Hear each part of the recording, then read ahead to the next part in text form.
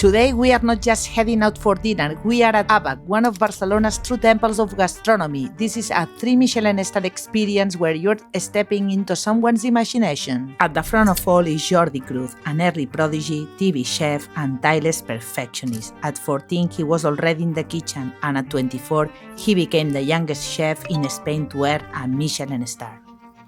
But tonight isn't about trophies, it's about his real cuisine, the one that moves you, the one that marries technique, precision and beauty without losing its soul. Here there's no pointless smoke, no foam just because it's trendy. Every plate has intention, logic and emotion. ABaC is hidden inside a boutique hotel in one of Barcelona's quiet, elegant neighborhoods, up on Tibidabo Avenue.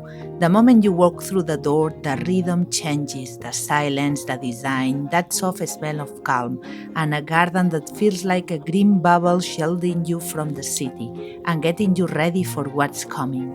At the table, two details catch my eye: a sole box with the restaurant's name carved into it, and a glass container filled with roasted Mediterranean vegetables. They look like simple decorations, but here they say you don't just come to eat, you come to feel.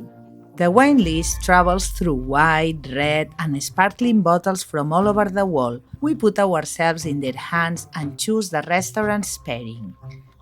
Tonight's menu: 2 appetizers, 11 main dishes, 4 desserts, and Petits fours with coffee. 18 bites, €295 per person, drinks not including. Are 3 Michelin stars worth it? Tonight we are going to find out. We have the menu in 4 languages: Catalan, Spanish, English and Italian. We've just sat down and they craft a Bloody Mary right in front of us, ABaC's own twist on the classic. Alongside it, we get the second appetizer, a small fried French brioche filled with charcoal grilled eel. It's crispy on the outside, soft and buttery inside. They pour us a French champagne Meunier Perpetual from the Lubon family. Bubbles, smoke, fat, acidity, it all means the evening has officially begun.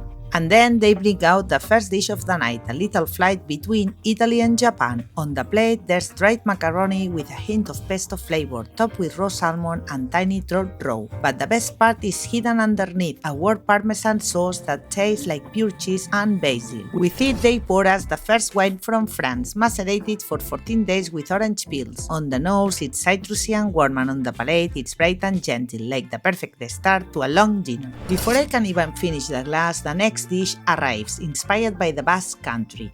At first glance, it looks like a simple anchovy pincho, thin and shiny on the plate, but it's not fish, it's duck. I try it with a bit of seaweed and a green sauce, and suddenly it tastes like the sea, salty, deep, full of umami, but all built on duck instead of anchovy. It's one of those bites that makes you think, that was clever.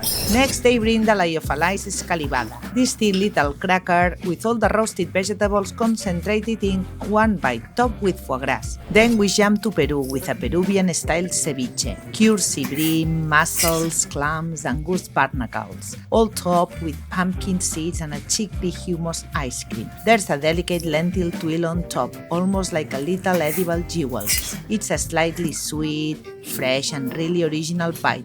The shellfish are nice and meaty. While we wait for the next pairing, we try the bread. There are 2, one with curry and turmeric and one with activated charcoal, served with a butter candle that slowly melts onto the plate. You dip the bread into the melted butter and it tastes lightly smoky, rich and comforting. Both are good, but for me, the charcoal bread is the clear winner. It's the kind of bite that just makes you feel at home. Both pieces are outstanding. The next dish is pure sea on a beautiful marine-style plate, Hake with parsley root and cut kokotxas, all nestled in a silky pil-pil sauce and finished with some crunchy elements on top. The hake is perfectly cooked, flaky and soft, and the pil-pil is gentle and glossy. With it, they pour our second wine, Ultreia Godello Blanco, one of the most interesting whites from Bierzo.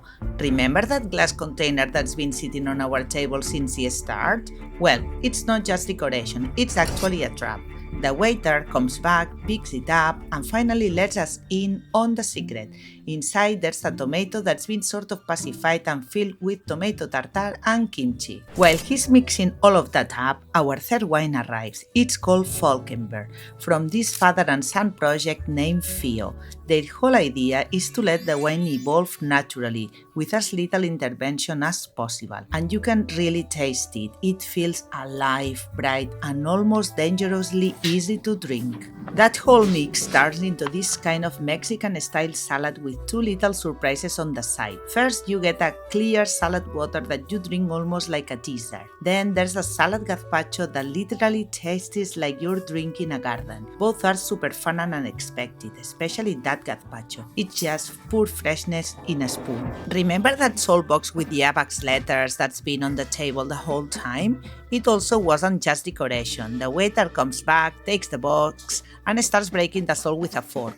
And hidden inside there are one, then two bright and red carabineros. They take them back to the kitchen to finish them properly, and we follow. Suddenly, we are inside Jordi's lab. There's movement everywhere, people plating, flames flaring up quietly, chefs and trays coming in and out. The kitchen is divided into zones: cold, hot, desserts, tapas, and from the past the chef sees everything. And then he appears. Jordi comes over, asks if we are enjoying the experience, and gives us this warm, genuine smile. No big speech, no drama, just a quick human moment. Back at the table, a new dish arrives. In the center, there's a creamy horchata, and around it, different kinds of fruits and textures you are meant to mix together bite after bite. Maybe not my personal favorite of the night, but it's original and it fits the story of the menu. To go with it, they pour the next wine, a more complex one, and here the pairing really helps everything make sense. Then comes a surprise dish, one that isn't even on the menu. Right next to us, they've been slowly cooking African-style broth, and now they use it to hydrate the mushroom and build the ramen right in front of us. In the bowl, you've got noodles, mushrooms, and slices of wagyu beef just barely cooked so that they are almost raw in the center. I taste the meat first, super tender, full of flavor, and then the mushrooms soak in that intense broth. It's deep, warm, and comforting, like a hug between Japan and a Catalan grandmother. The next pairing arrives in a porró, that classic glass pitcher from our land. Inside there's an old Rancio wine with more than 30 years of aging, Arrels, a small jewel from Priorat. I take a sip and it's not just flavor anymore. My grandfather loved drinking from a porró. That's the magic of this pairing. It doesn't only work with the food, it works with your memories. After that emotional pairing, they switch to bubbles again. They pour us a Cava with roots dating back 1312. This cuvée assemblage blends Macabeo, Xarel·lo and Parellada from several vintages, and it's a brut with no added sugar, lively, fresh, and with a beautiful sharp acidity. And just when we are getting comfortable, the carabineros come back. They arrive covered by a bowl, and when the lid is lifted, the plate is stunning. The head of the scarlet prawns takes almost the whole space, surrounded by its meat and sauce made with almond and a classic Catalan picada. The flesh is juicy with that gentle saltiness from being cooked in salt, present but perfectly balanced.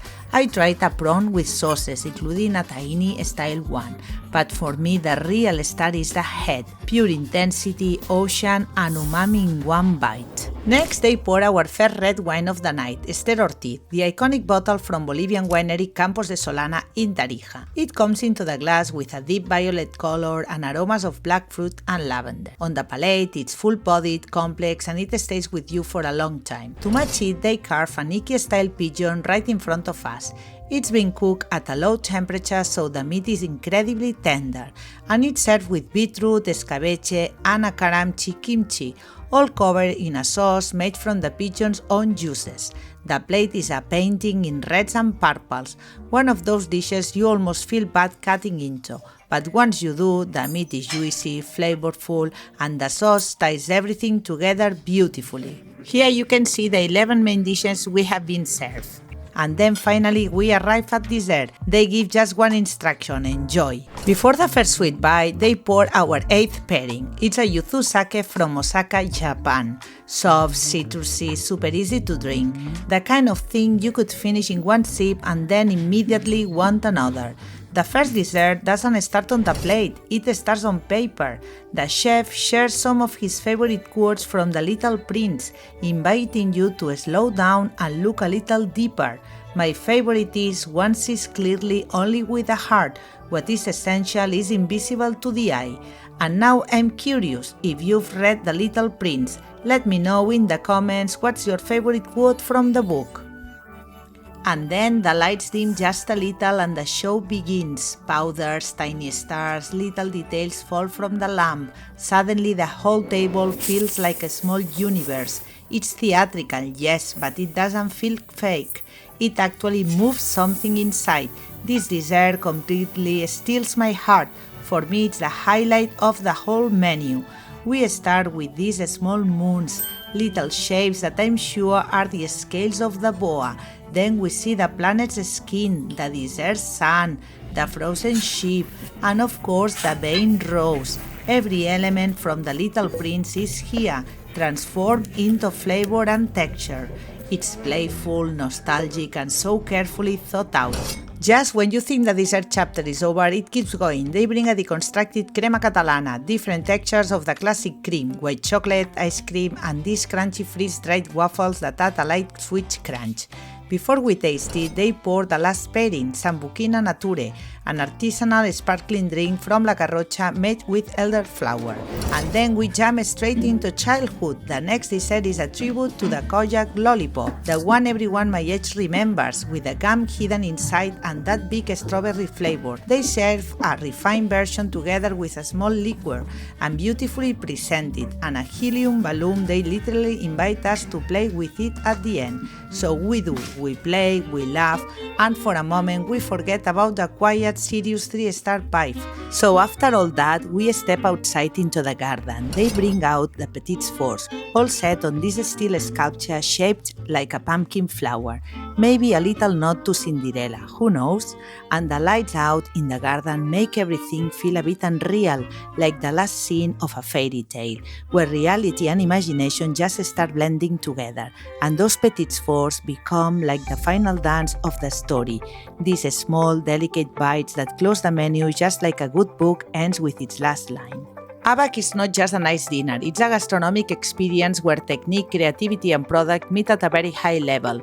Jordi Cruz and his team have built a menu that plays with your emotions, surprising you again and again with bold combinations and very precise execution. But it's not a restaurant for everyone. This menu is made for people who love vegetables and fish, and especially for those who enjoy the Asian touch. The staging is polished down to the last detail. The innovation is there, the precision is there. In the end, it really depends on what you are looking for. If you are passionate about hot cuisine and you enjoy experimentation, ABaC is the kind of place you should experience at least once in your life. One thing is clear, ABaC leaves a mark. Because in gastronomy, the most important thing is not only what you eat, it's how it makes you feel. So thank you, ABaC, for reminding us that we all carry a child inside. Cheers to all of you watching. Don't forget to let your inner child out once in a while. Don't forget to enjoy, and if you like the video, don't forget to subscribe.